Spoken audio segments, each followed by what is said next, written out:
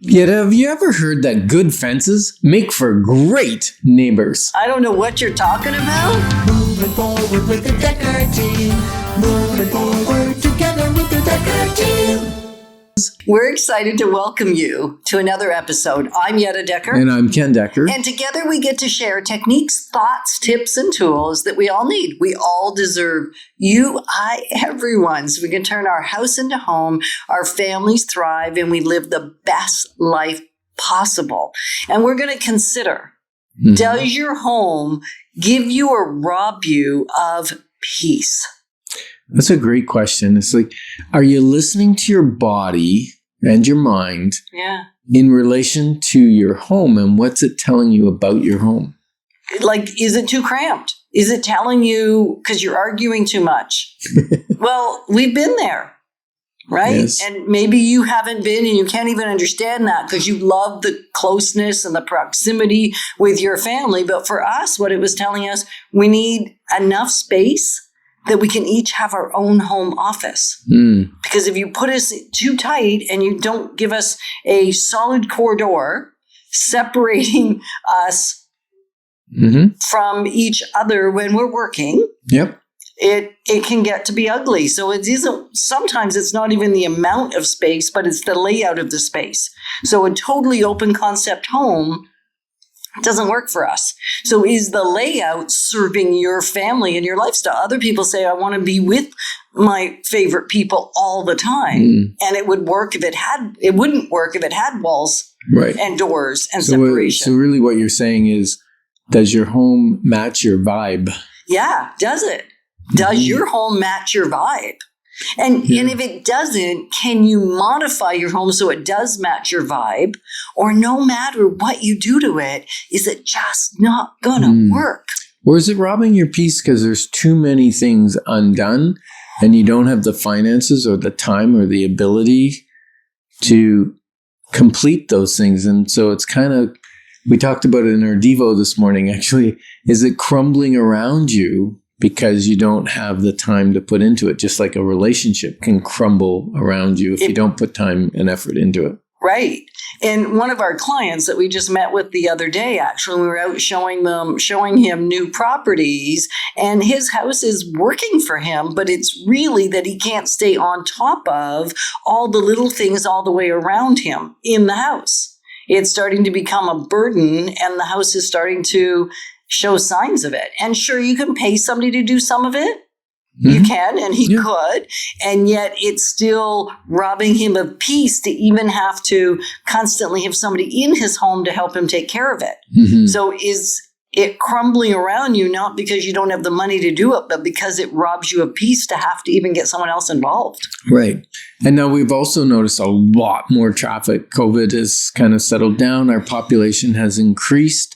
More people back to work, and the traffic is getting more and more. So is that commute home and to work, is it robbing you of peace if it's too long or poor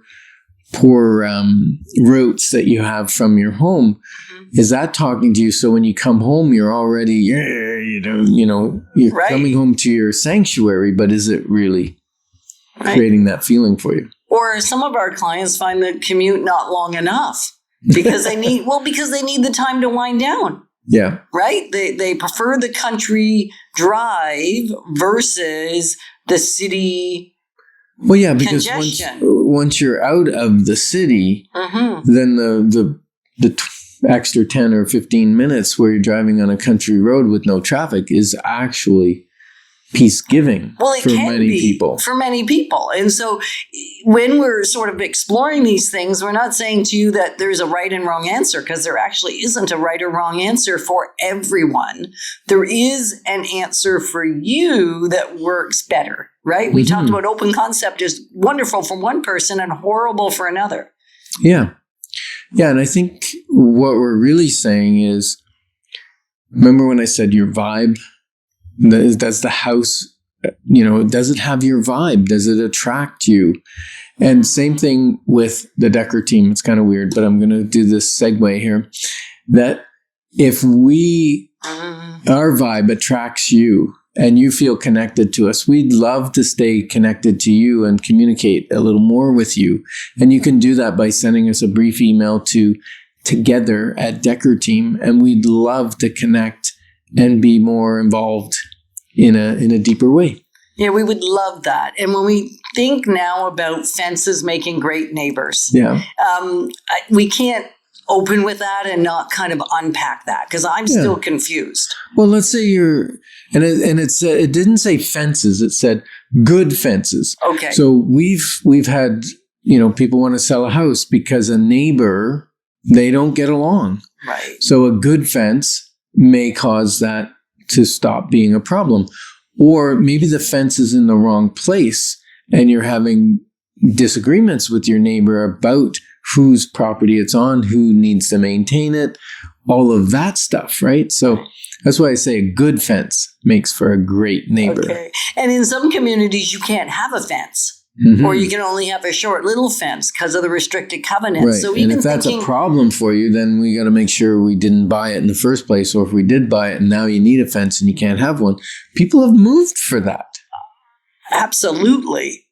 So think about what is your body, your mind telling you about the space that you're living in. What are you and we ask this often, but what are you pretending not to know? And look at how it's showing up. Do you find yourself a little more agitated when you're at home versus when you're out? Right. That may not be about the people in your house. If it's about the people in your house, then you might get some relational counseling. But if it's more about the space or the environment, then think about, can you make the changes? If you can't make the changes, then we would love to have a clarifying conversation with you to help you see what your options might be. Can you renovate something and it fixes everything? It could. But like we had a client who sold their house because they couldn't park their RV in the laneway. It was a country property, huge laneway, lots of room for, 2 RVs and 6 cars.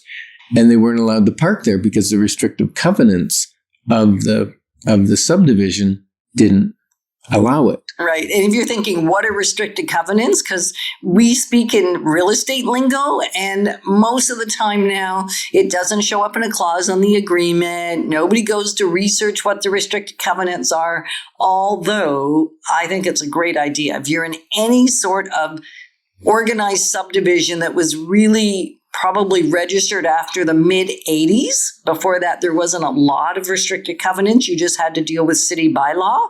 But a restricted covenants is in addition to, on top of what the city bylaws are. And it was really established by the developer when they developed the subdivision. Lots of the stuff has to do with how you're going to build the house and how big the house is and those kinds of things. Exterior finishes. Like but some of it has to do with how you can live in your space. Yeah. And restrictive covenants run with the land. They're right on the title of the property. Now, sometimes people break restrictive covenants and nobody complains, neighbors, they don't care, or they don't even know you're breaking a restrictive covenants. So they don't care. So you get away with it. But sometimes there's homeowner associations or whatever, and then there's sticklers on that. Well, and if it's based on complaint, so depending on who your neighbors are again, it may or may not be a problem. So it's really just be aware. Right. So the question is, how is your present home affecting your well-being? And we love this show because we get to be positioning ourselves to help build wealth wisely, because it's much more than just about the money. Moving forward with the Decker team. Moving forward together with the